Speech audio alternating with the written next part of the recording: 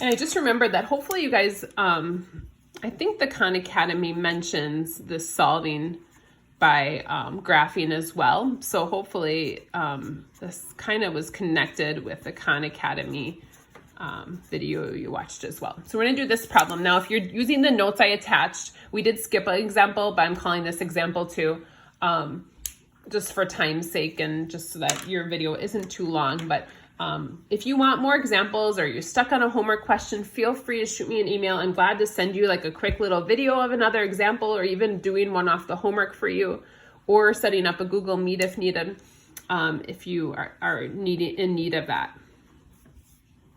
So I'm listing what A, B, and C are.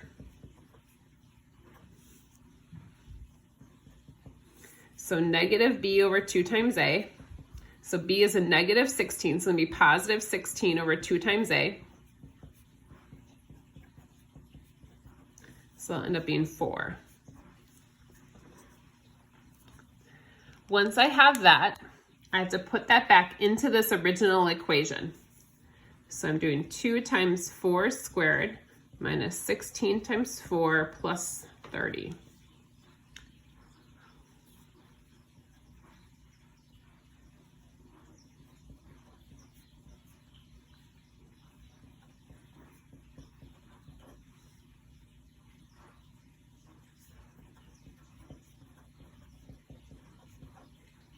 So we end up with negative 2.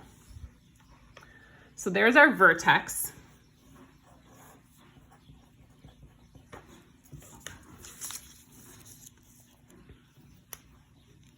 Use that for our graph here.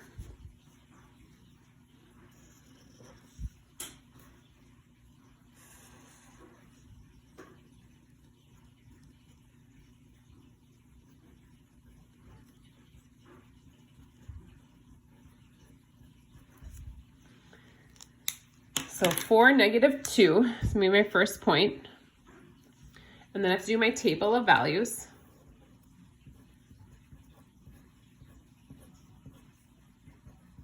I'm going to pick some other values right around there. So go 5. Now in problems like this, you actually can stop once you find your solutions, or you can keep graphing and just fill in your whole table. Now, I do want to point out real quick here that notice that the equation equals 0. It has to equal 0 first. I realize I didn't do an example. So the equation must equal 0 to begin with. So if you have to move something over to the other side to make it equal 0, that's the only way you can graph these correctly. So I have 4, negative 2 as my first point. Now I'm going to put either 5 or 3 in. Just to keep the numbers a little bit smaller, I'm going to put 3 in. So 2 times 3 squared minus 16 times 3 plus 30.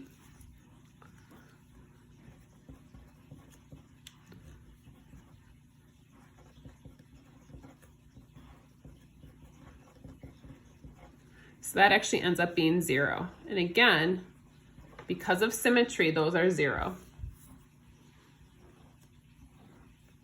So right now, if we really wanted to stop, we could just draw that U the way it is. I'll just put another value in so you guys can see that, just to get that practice. I'll put 2 in.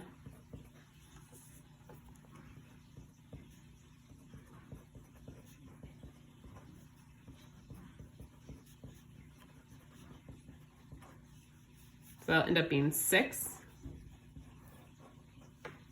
So 2, 6. And then 5, 6, or 6, 6. So again, my 2 answers are these 2 intercepts. So the solutions are 3 and also 5. So our homework that we're going to do then for next class is going to be